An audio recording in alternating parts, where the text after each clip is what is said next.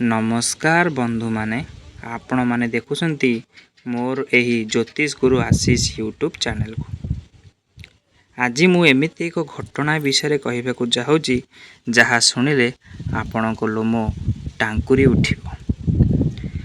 राति 3टारे जहाँ घटिला सेतिके आपण विश्वास करि परिबे ना। आपण केबे ध्यान देइछंती कि बंधुगण माने जे राति 3टारे काहेकि हठात आपणकर निंद भांगी जाए यह पछरे कौन रहस्य अछि बंधुगण माने आज आमे से विषय जानिबा। राति 3टा बंधुगण माने एही राति 3टा समय को अनेक कहती भयंकर समय। आपण केबे ध्यान देइछंती कि एही समय हठात आपणको निद भांगी जाए आ मनरे अजणा भय आसी थाए।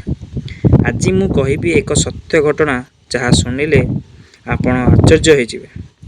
एक लोक थिले से दिन रे सब किछि साधारण थिला किंतु राति हेले तांको अजब अनुभव होउथला। एक दिन राति 3टारे से हठात उठी गले। से शुणिले जे तांको घर बाहर केही गोटे चालुछि किंतु से बाहर जाई देखिला बेलकू केही नथिले। से पुणी घरे आसीगले किंतु सेही शब्द आउ थरे आसिला। एबे से भयभीत हो गले। परवर्ती दिन से एही विषय खोजिबा आरंभ कले।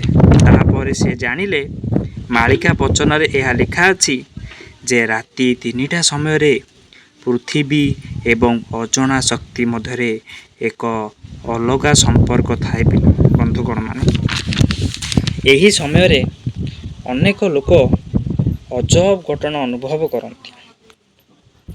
किछि लोक यहाकू सत्य भावती तो आउ किछि लोक यहाकू केवल भ्रम बोली भावती।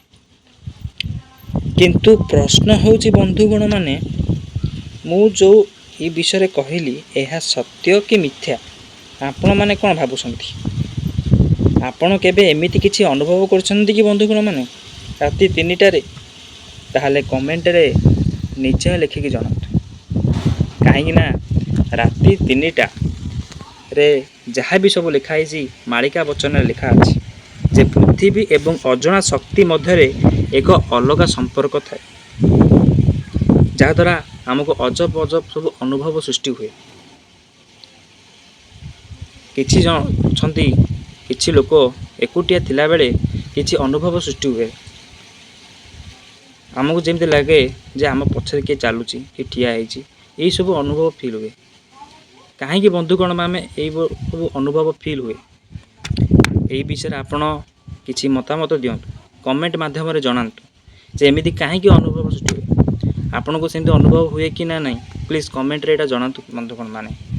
आ जदी एही रहस्यमय वीडियोटी देखिबा पई आपण को चैनल टी को लाइक करिया पड़िबो, शेयर करिया पड़िबो एंड सब्सक्राइब करिया पड़िबो। पुणी देखावा आउ एक